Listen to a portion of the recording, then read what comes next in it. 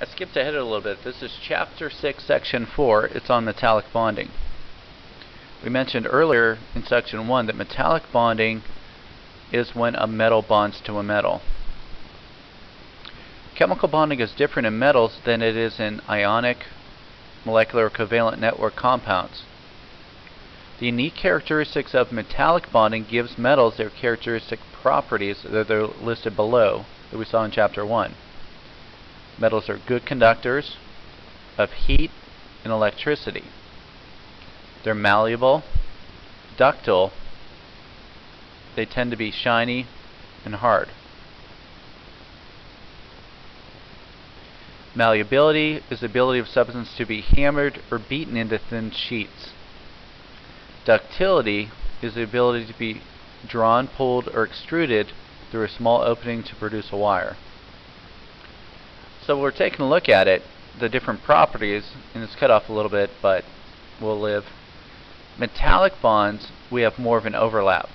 Ionic bonds that we mentioned, we're going to gain and lose electrons. Covalent bonds are going to share electrons. So the metallic bond model, in a metal, the vacant orbitals in the atom's outer energy levels overlap. This overlap of orbitals allows the outer electrons of the atoms to roam freely throughout the entire metal. The electrons are delocalized.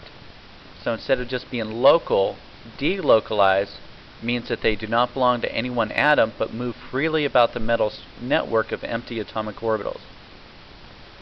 So kind of like the little fishies that swim in the ocean, these electrons are considered a sea of electrons around the metal atom.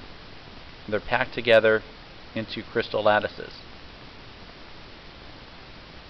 So chemical bonding that results from the attraction between metal atoms and the surrounding sea of electrons is called metallic bonding. So because d orbitals have 5 equal lines to them, they form a sea of electrons. Chemical bonding is different, so that overlap results in the metallic properties. So the sea of electron model, where the d electrons can move freely, that's why metallic bonds are more flexible.